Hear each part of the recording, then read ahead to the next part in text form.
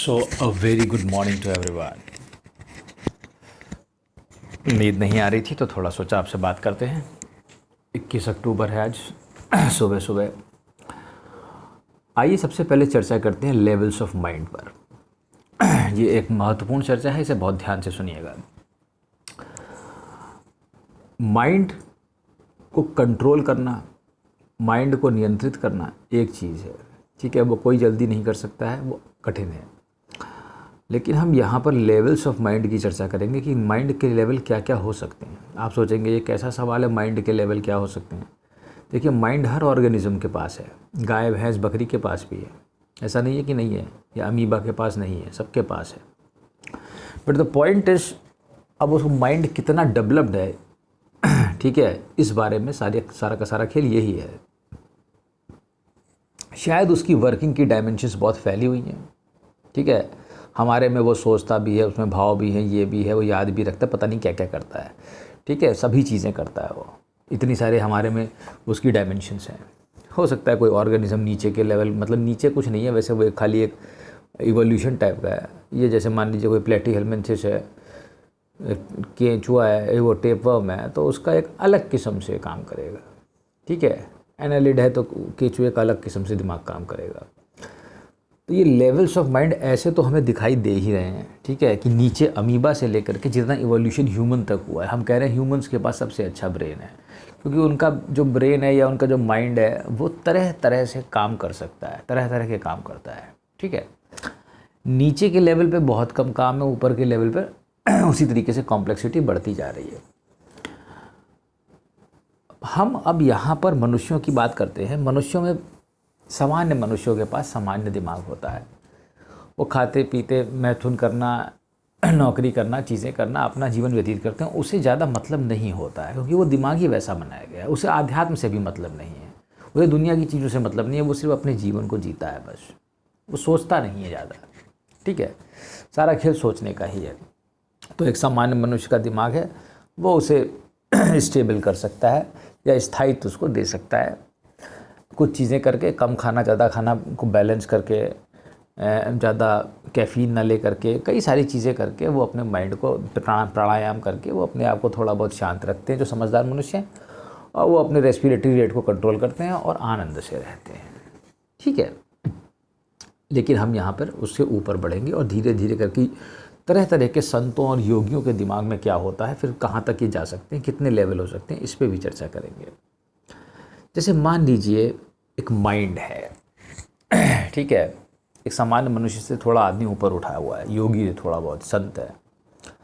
वहाँ पर क्या है, माइंड उतना ज़्यादा फंक्शनल नहीं है, उसने इंद्रियों को संयम किया हुआ है, ठीक है। इंद्रियों को संयम करने वाले हैं, ठीक है, सेंट्स, और इंद्रियों पर कंट्रोल है, तो उससे मन थोड़ा अपने आप ही कंट्रोल में रहेगा, ठीक है।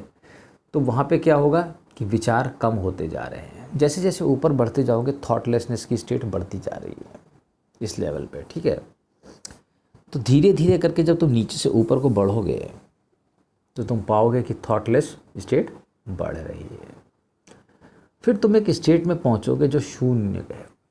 जब आदमी यहाँ से नीचे से बढ़ेगा तो ऊपर कहाँ पहुंचेगा, शून्य पर। शून्य का मतलब जीरो है, कि जहाँ पर विचार ही ना हो। तो जब विचार नहीं होगा तो क्या होगा, सवाल अब ये होता है, ठीक है। हम एक स्टेट में पहुंच गए हैं जहाँ विचार ही नहीं है। तो जब विचार ही नहीं होगा तो विचार कब नहीं होगा, सवाल ये है, ठीक है। जब हमारा मन पूर्णतः संयमित रहेगा। हम एक अवस्था में पहुंच गए जिसे शून्य कहा जाएगा।